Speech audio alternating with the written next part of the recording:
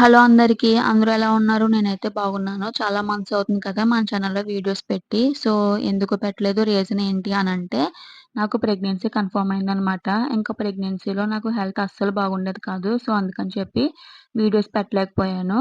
ఇప్పుడైతే నాకు డెలివరీ అయిపోయింది. ఇంకా డెలివరీ అవి 2 మంత్స్ అవ్వింది. ఇంకా హెల్త్ కూడా బానే ఉంటుంది. ఇకపై మన ఛానెల్‌లో వీడియోస్ అనేవి కంటిన్యూగా పెడతాను.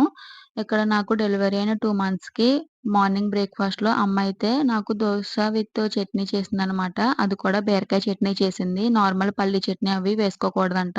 అందుకని చెప్పి నా కోసం బీరకాయ చట్నీ చేసిందనమాట. 2 మంత్స్ వరకు నేనైతే ఓన్లీ ఇడ్లీ తినేదాన్ని. అది కూడా పొడులుంటాయి గదా! ధనియాల పొడి అవి వాటితో తినేదాన్ననమాట. ఫస్ట్ టైము ఈరోజే చట్నీతో తింటున్నాను. అది కూడా దోస తింటున్నాను. మధ్యాహ్నం లంచ్‌లోకైతే నాకు ఎగ్ రైస్ చేసింది. అది కూడా మసాలాలేమి వేయకుండా ఓన్లీ ఉప్పు, కారం, ఆయిల్, ఎగ్ ఈ 4 వాటిలతోనే చేసిందనమాట. ఈవినింగ్ అయితే మాకు వర్షం పడింది. ఇంకా ఆ వర్షానికి మా చెట్టు మామిడికాయలు ఎక్కడ రాలిపోతాయో అనుకున్నాను. అంతే ఈ వీడియో. Thanks for watching. See you in the next vlog.